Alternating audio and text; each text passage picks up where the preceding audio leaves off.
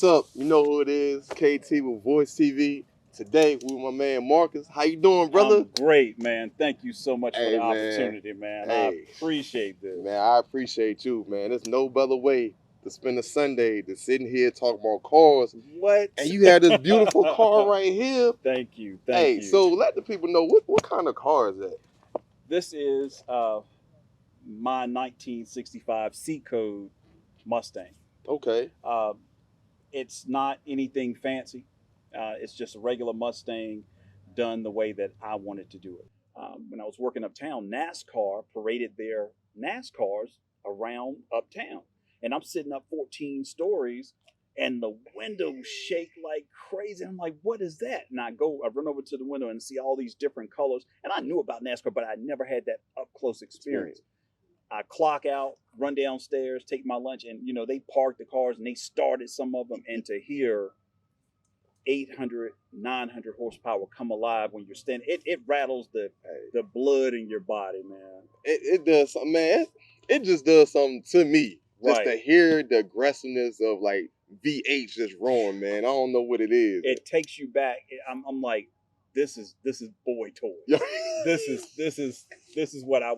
Okay, and I was saying, fast forward to 2004, my dad back home finds this car under a tree in a lady's yard. She said it was something major wrong with it. He asked to buy it. She sold it to him for a couple $100. He took it home, and it was the only thing that was wrong with it was the transmission screen needed to be changed. It was causing the car to skip when it drove. He changed that. It ran fine. The whole car done right here in this garage. In this garage right here? Right here. Everything except the paint and body work. But the engine install, the interior, the front end disc brakes, the rear end, everything, I did it right here with the help of a few friends. Right. I'm not going to lie to you. Man, whether people are Ford guys, Chevy guys, whatever, that Mustang sound is, I ain't going to lie. It's unmistakable. Yeah. And that was one thing that when I finished the car, I had to get right.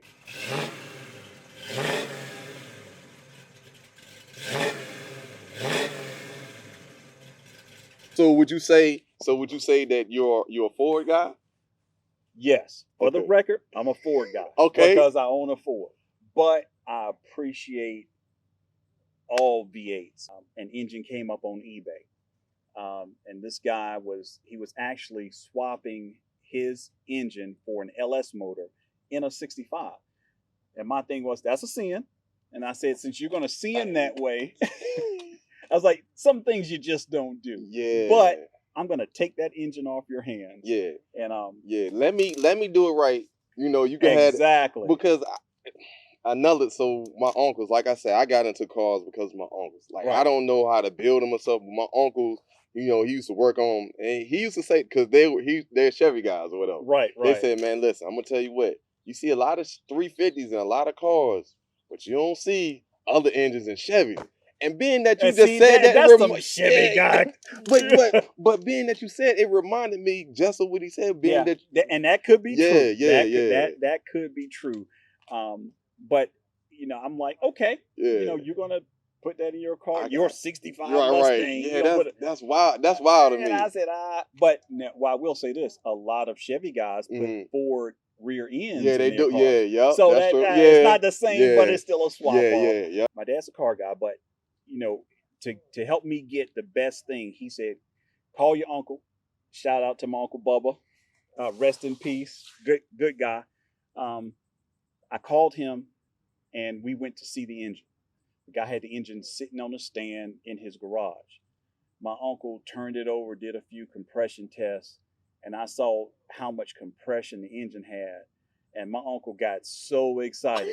He was like, boy, get this engine. This is a good. I was like, oh, yeah. The price goes up. Right. But I mean, that was my moment with him that I will never forget. Yeah. The engine was built.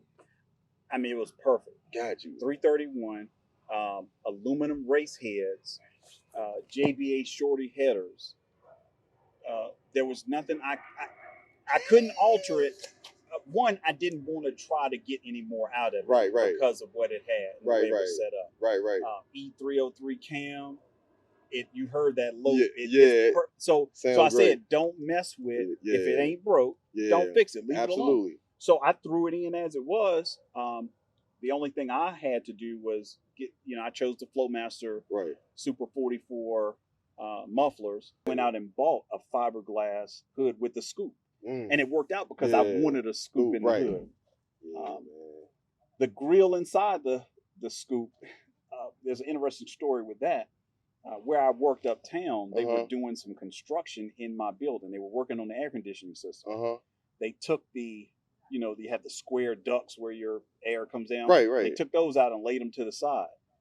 That square duct had that design just like the grill in my car. That's crazy. So I said, hey, can I get one of these? And I took it home, got some wire cutters, and cut that shape out to give me a barrier for there. But you can't tell. It looks factory. It looks that's crazy. But that is actually a grill cover from a vent at my job or my old job uptown. The whole car was built off of Advanced Auto Parts and Napa and all the local shops. So it's nothing complicated, but it's great power. I had this conversation with one of my friends. I'm like, listen, man, if it wasn't for this car, it's people from all different walks of life. I know they would not approach me. But because they saw me in a car. And it took away whatever biases or whatever they had. And it does the same with us. Whatever things that we might think, it's about the culture. So we about to sign out. As always, I appreciate you all watching. Be safe out there. Have a good one. We out. Peace. Thank you, Pride. There you go.